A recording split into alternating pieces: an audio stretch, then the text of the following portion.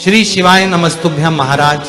कई लोग कहते गुरुजी आपकी दीपावली पूजन बिल्कुल सरल है, एक सिक्का रखना है, थाली में पूजन धनतेरस से चालू करा, रूप 14 पर करी, रूप 14 से करी, दीपावली पर पूज लिया और मालूम पड़ा फिर आ गया गोवर्धन पूजन, दीपावली का दूसरा दिन पड़वा का दिन, उस दिन फिर पूजन का विधान। तो हमारा शास्त्र कहता है दूसरे दिन जब पूजन करो पाटा जैसा की लगा रहने दो, जैसा कपड़ा बिछा रहने दो, जैसी थाली रखी वैसी रखे रहने दो। और है एक सिक्का रखना है, थाली में पूजन धनतेरस से चालू करा, रूप 14 पर करी, रूप 14 से करी, दीपावली पर पूज लिया और मालूम पड़ा फिर आ गया गोवर्धन पूजन, दीपावली का दूसरा दिन, खजाने का दिन, पड़वा का दिन, उस दिन फिर पूजन का विधान। तो हमारा शास्त्र कहता है दूसरे दिन जब पूजन करो पाटा जैसा की लगा रहने दो, जैसा कपड़ा बिछा रहने दो, जैसी थाली रखी वैसे रखे रहने दो।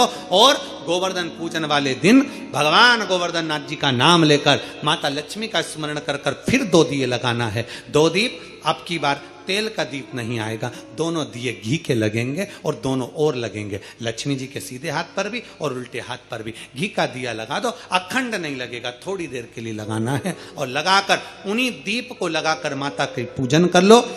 गोवर्धन पूजन वाले दिन, पड़वा के दिन जैसी पूजन रोज करी वैसी की वैसी चंदन, रोली, मोली, हल्दी जो भी है वो चढ़ाकर पूजन करो। केवल एक कमल गट्टा, एक हल्दी की गठान और एक कमरबिल का टुकड़ा समर्पित कर भाव से प्रेम से भोग लगाकर आरती कर लो। वही 2 दिए से जो रखे हैं उन्हीं 2 दिए से आरती कर लीजिए और माता को प्रार्थना कर अपने घर में रखिए।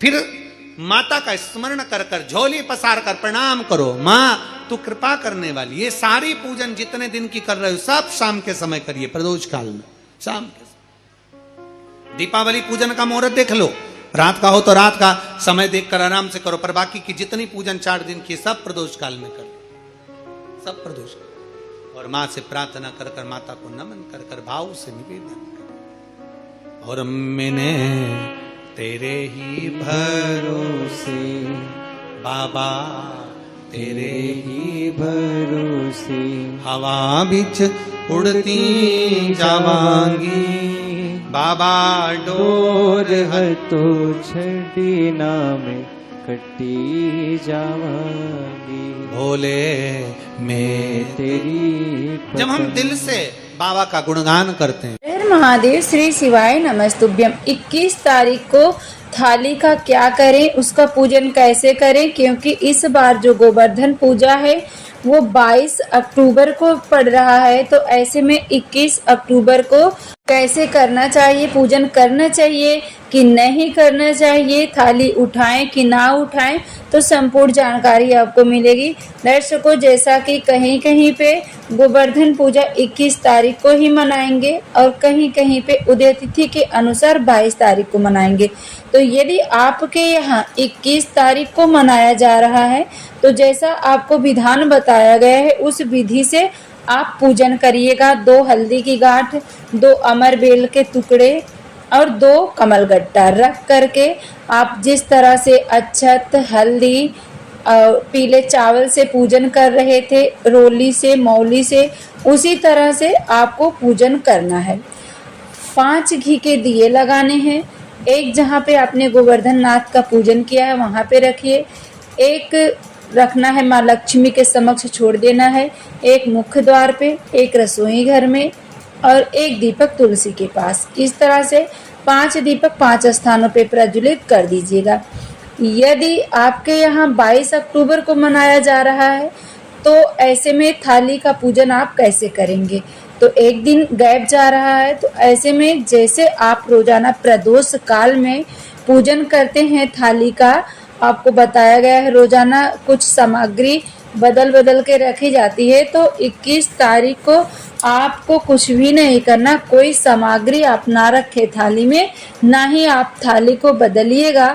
थाली में जो आपके पुष्प हैं जो सूख गए हैं उस पुष्प को आप उठाकर बगल रख दीजिएगा, नए पुष्प समर्पित कर दीजिएगा। बाकी आपको कोई सामग्री नहीं समर्पित करना है, नए पुष्प समर्पित करके अक्षत से, रोली से आप पूजन करिएगा, पुष्प समर्पित करिएगा। उसके बाद यहाँ पर आप 5 दीप प्रज्वलित कर लीजिएगा, क्योंकि आपने माँ लक्ष्मी का पूजन किया है, सिक्के का पूजन किया है, तो पूजन तो होनी चाहिए। तो 5 दीप आप घी का जला लीजिएगा। उसी दिए से आप माता लक्ष्मी का आरती कर लीजिएगा। घी का भी आप जला सकते हैं, तेल का भी जला सकते हैं। उसके बाद इन सभी दिए को एक दिया आप माँ लक्ष्मी के समक्ष रख दीजिएगा, छोड़ दीजिएगा। और बाकी जो दिए हैं सभी दिए को एक दिया घर के मुख्य द्वार पे लगा दीजिएगा, एक रसोई घर में रख दीजिएगा, एक तुलसी के पास रख दीजिएगा, एक दिया आप हॉल में या जहाँ भी रखना चाहते हैं घर में पवित्र स्थान पे आप रख दीजिएगा। इस तरह से आप 21 अक्टूबर को पूजन कर सकते हैं। यदि आपके यहाँ गोवर्धन पूजा 21 तारीख को नहीं मनाई जा रही है तो आप इस विधि से पूजन करिएगा। यदि आपके यहाँ 21 तारीख को ही गोवर्धन पूजा मनाया जा रहा है तो जैसा आपको विधान बताया गया है, पूजनीय पंडित जी जैसा आपको विधान बताए हैं, 2 हल्दी की गांठ, 2 अमरबेल के टुकड़े और 2 कमलगट्टा और 5 घी का दीपक, मिष्ठान 2 मिष्ठान होना चाहिए इसमें अलग अलग, और इसमें अन्नकूट का भी प्रयोग किया जाता है। जैसे लाई चूड़ा जो भी आपके पास है उसे भी आप माँ लक्ष्मी को समर्पित करिएगा। इस तरह से पूजन करें, आपके घर में माँ लक्ष्मी सदैव विराजमान रहेंगी, घर में सुख शांति समृद्धि बनी रहेगी।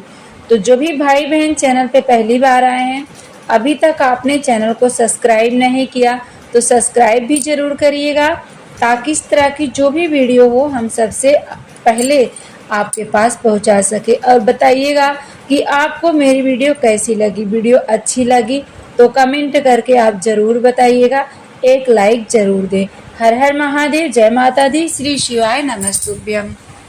पहले भी कहा, आज फिर कह रहे हैं, अगर कर्जा ज्यादा बढ़ रहा है, चूक नहीं रहा, कमाई उतनी हो नहीं रही कि कर्जा चूक जाए, तो कर्जे को समाप्त करने के लिए कार्तिक के महीने में प्रतिदिन आंवले के पेड़ के नीचे 5 घी के दिए उसमें पीली सरसों डालकर जलाना प्रारंभ कर देना। कार्तिक के महीने में अगर कर्जा चूक नहीं रहा, लक्ष्मी आ नहीं रही, संपदा दिख नहीं रही, कोई व्यापार नहीं, कोई व्यवसाय नहीं, कोई काम नहीं, बहुत परेशानी है, तो पूरा कार्तिक का महीना, पूरा महीना कार्तिक का घर से कोई भी व्यक्ति जाकर 5 दिए लगाए, घी के, फूल बत्ती के, लंबी नहीं, फूल गोल बत्ती। तेरी कृपा बिना न हिले एक भी अणु, लेते हैं श्वास तेरी कृपा से तनु तनु। ये कृपा वही करता है तब होता है। देवराज